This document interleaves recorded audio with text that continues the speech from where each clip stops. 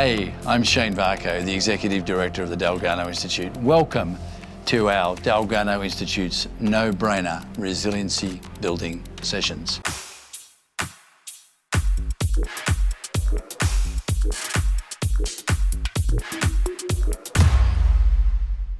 Welcome back to our third part of the reward and exploration, rebellion and experimentation set. Part 3, thinking and reforming a new you. What we think about and how we think about it all change the way our brain works at some level. But that's not the only factor. As we've seen from our previous sessions, the long-standing nature-nurture debate has been run and done. It's a remarkable combination of both. It's not all nature and it's not all nurture. We are, as we've said, are a recipe. Remember the RECIPE acrostic that we set up, which means it's a wonderful interactive combination of necessary ingredients, mix, quantities, timing, and proper best practice processes. Like all recipes, they need to be done right. Like all recipes, the human being one has components that influence the cookie not being cut, but being made. Very important difference. Yes, your genetics matter, of course, but remember the epigenetic influence is malleable, it's changeable, it's workable. It can both influence gene expression and plays a part in gene expression. This is where the mind and the values, models, boundaries, or lack of, experiences, and the decision-making that all come from that impact how and who you are. You see how important all these things work together. It's not just compartments in isolation. Some of these elements we don't have any real influence over, as we've said, particularly the first 5-6 years of your life, even up to the second most important phase of your development, the teenage years when you hit puberty. You don't really have a lot of say or influence over those environments. We get that. That's really important to understand. But decisions, even during that time, are still decisions you make, and they can be really important. Our decision making and the subsequent words, and our decision making and our actions, and our decision making and our activities, all can shape us for the better or for the worse, depending on the scenario. If you're not setting the temperature, remember we talked about this, the thermostat, of your social and decision-making environments, then you are likely to simply be a thermometer and simply follow the temperature of the environment or your setting that you're in. And as I said, when you're younger, that's a lot more difficult. But when you're a teenager, when you hit puberty, then your decision-making process is far more under your jurisdiction, and therefore you get to make smart choices, not just follow the crowd.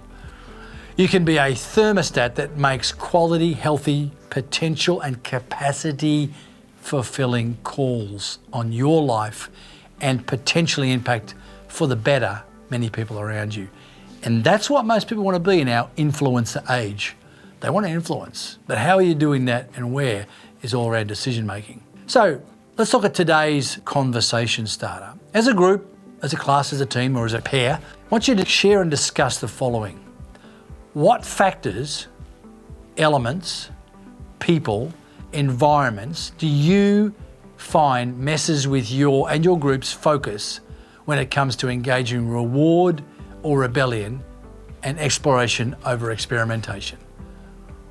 List the positive and the negative factors or the issues that you notice. Really spend a lot of time looking at this, all the little sidebars, all the little possibilities, relationship, an activity, a decision, a moment, a conversation. Just be surprised how many factors are in play. And remember with that the quote by John Whitmore, what you're aware of, you have control over. What you're unaware of has a lot of control over you. So this is about creating awareness as a group and also as individuals. So you can really kick this around, and this will help build your resiliency script and your resiliency rope. Really, really important.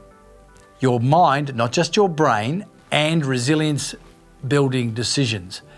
You making decisions or decisions making you? This has continued on.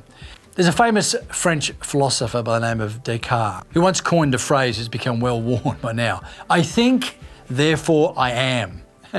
What does that mean? Well, he was saying that what and how you think about all sorts of things does have a significant impact on how you are, what you might decide, what you might act on, and what you might become. Very important. That whole process starts in the brain, and starts in the environment and then react out of that space. Mr. Descartes didn't know how right he really was. Recent science, the last decade particularly, has really added serious weight to this truism. You see, your mind, now this is not just the organ of the brain, it's still a real mystery. The mind is still a real mystery to scientists. It is more about brain biology or firing neurons or chemical interactions. It is those, but there are other factors in play that material science can't quite pin down yet. They're working on it, very important.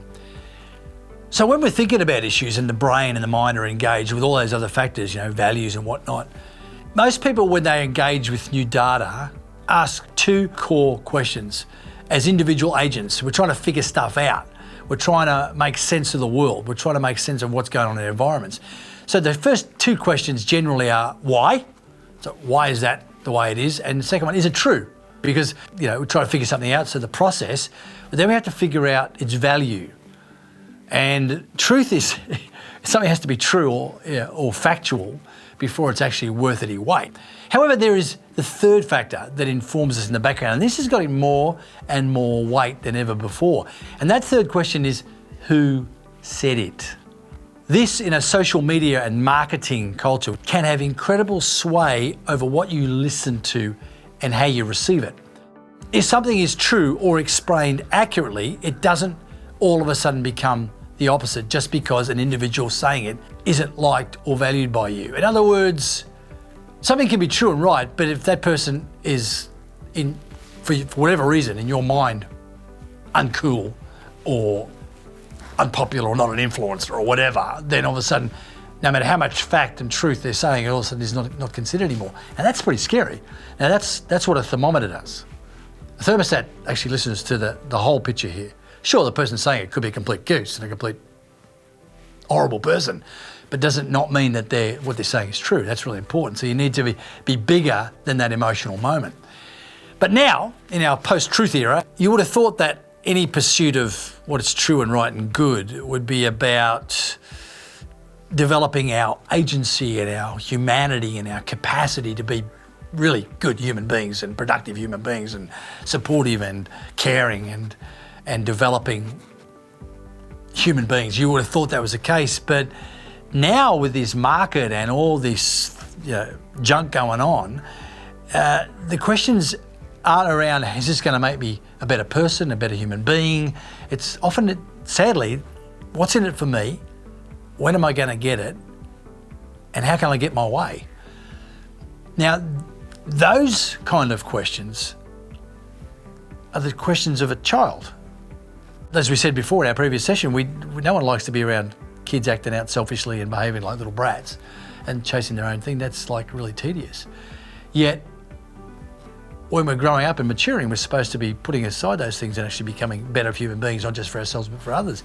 But if we're reverting back, then the maturing process we're involved with isn't maturing us. And that's what I said before about substances. That can really short circuit that.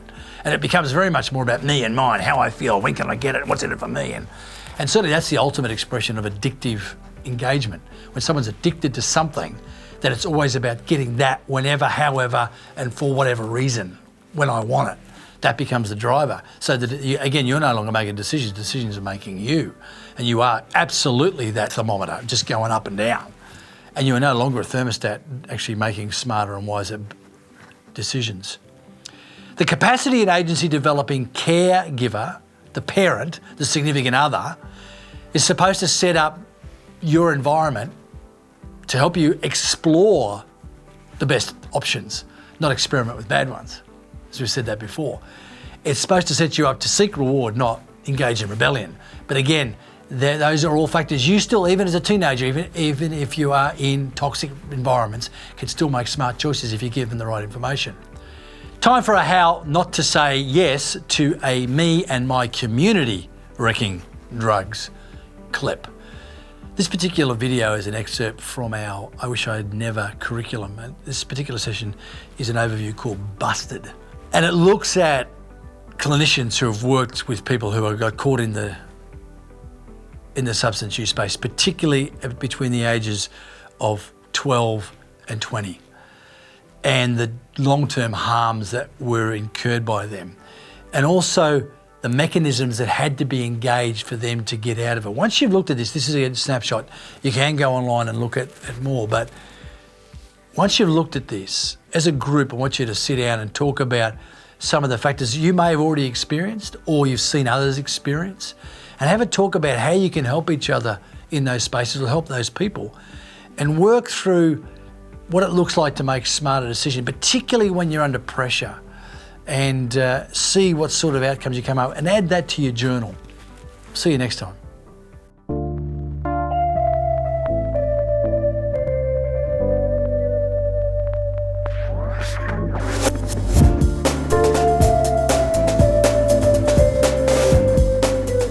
I've seen the 18-year-old boys who use too many benzos, too many pills, and too much opiates, heroin, morphine, and by the time they're 20, they've got dementia. And then their body starts to just get old. I'm a GP. I've got 90-year-old patients who are fitter and stronger and look a lot better than some of my 30, 40-year-old patients. And I've been doing addiction work now for 12 years, so I have seen the decay. And this is not rare. This is common. We've had 3 patients go blind due to fungus infection in the eye, and even we've had a number of very pretty young girls who their eye shrinks up under the impact of the fungal infection and they become quite horrific actually. We all know that the biggest drug problem in our culture is not heroin. The biggest problem is the abuse of alcohol.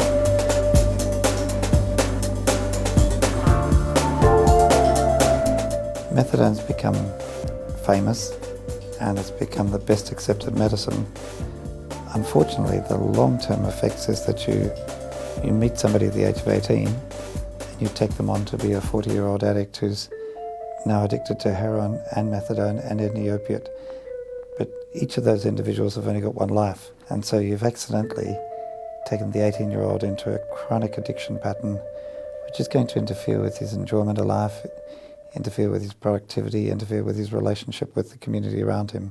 Adolescence to early adulthood, from about 16 to about 26, is a period of very active brain growth. Because of basically the chronic poisoning, then you not only damage brain function in the long term, but you've damaged brain structure in the long term. And that explains the extremely high rate. I mentioned 40% for the major psychotic disorders and 70% or more for anxiety and depression before. The extremely high rate of serious mental disorders. Clinical depression has increased tenfold since the last World War. Why? Now everyone wants to be young and beautiful, but the cells that keep your body fit and strong and regenerate your tissues are actually stem cells, and all the addictive drugs, including alcohol and tobacco, but cannabis and opiates and the stimulants, knock the stem cells and knock them out. It's known that the rate of heart attack after smoking cannabis is, I think, 10 times higher than in non-smokers, and it also applies to opiates, we believe. Some of my patients have lost numbers of babies due to their drug use, and they've had brains which are not fully formed, brains which aren't there. So therefore there's a high fetal loss rate, there's a high congenital malformation rate, which I might add with cannabis includes no ears and no eyes. But if using them is really poisoning your brain, especially in that key window between 15, 16 and 26, and if it is not only poisoning our children, but poisoning their children, if you want to talk about civil liberties, that's fine. I want to talk about my civil liberties to be born without a habit, to be born without mental retardation, to be born without cancer, and to be born without congenital malformation. All my patients come to see me with regrets. They all want to be clean, they've all lived the nightmare, and they're all over it, and they all want help to get off it one way or another. They've mostly lost their jobs, mostly lost their money, mostly lost or almost lost their relationships, mostly lost or almost lost their families. A lot of them will come to me and say, I've shot 2 houses, 3 boats, 4 cars, and a couple of holidays up my arm. I think they've had their whole life stolen from them and their vision of what a life could be. Naltrexone is the one drug where all opiate addicts become non-opiate dependent if you block enough receptors. They then have to go back and learn how to be honest, how to relate, how to ask for forgiveness, how to take an interest in themselves, how to take an interest in the person next to them, how to maintain relationships. And for the ones who started their heroin addiction between 12 and 20, there's a whole growing up disorder where they actually have to learn everything about relating to the people around them. You really have to put in a 5 or 10 year effort in assisting addicts to change. The simple, cold, hard reality is that if I never take a drug, then I never have a problem with a drug. I can't have a drug habit if I never use the first use. The typical lie that is peddled is one taste won't matter. Well, if I never had a shot of heroin, I can't have a heroin habit. If I never had a toke on a bong, I can never get schizophrenia. My kids can never get cannabis-induced cancer.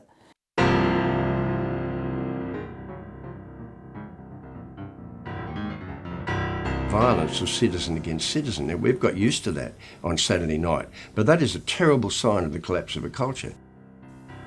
We must deal with the alcohol problem in the midst of the whole of life problem.